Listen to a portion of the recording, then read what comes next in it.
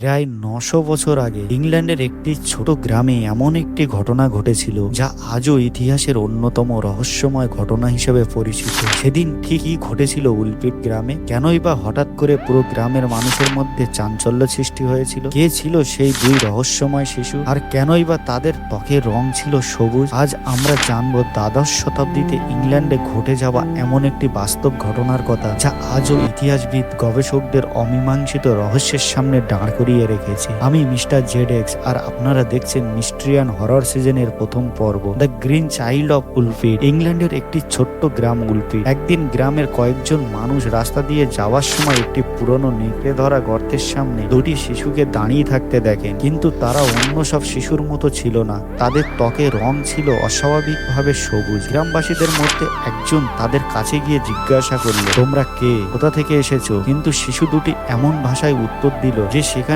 উপস্থিত কেউই বুঝতে পারলো না। তাদের ভাষা, পোশাক, আচরণ সবকিছুই ছিল সম্পূর্ণ অচেনা। আর আশ্চর্যের বিষয় কি ছিল, গ্রামের মানুষ তাদের যে খাবার দিয়েছিল তারা কিছুই খেতে চাইছিল না, কিন্তু সবুজ শিম দেখতেই তারা সেটা খেতে শুরু করলো। কিছুদিন পর ছেলেটি মারা যায়, তবে মেয়েটি বেঁচে থাকে। ধীরে ধীরে ইংরেজি ভাষা শিখে জানায় তারা এসেছে সেন্ট মার্টিন ল্যান্ড নামে একটি রহস্যময় স্থান থেকে, এবং সেখানে নাকি সূর্যের আলো পুরোপুরি পৌঁছয় না। সেখানকার মানুষের ত্বকের রঙও নাকি সবুজ। কিন্তু সব থেকে বড় প্রশ্ন হলো, সেন্ট মার্টিন ল্যান্ড আসলে কোথায় ছিল? আজও পর্যন্ত এর কোনো নিশ্চিত উত্তর খুঁজে পাওয়া যায়নি। আমি মিস্টার জেডে বাস্তব ইতিহাসের লিপিবদ্ধ সব রহস্যময় এবং ভৌতিক ঘটনার গল্প নিয়ে আমরা হাজির হব প্রতিটি পর্বে। তাই এমন আরো অজানা রহস্য জানতে এক্ষুনি চ্যানেলটিকে সাবস্ক্রাইব করুন, আর কমেন্টে জানাতে ভুলবেন না আপনার মতে উলপিটে সেই সবুজ শিশুরা আসলে কারা ছিল।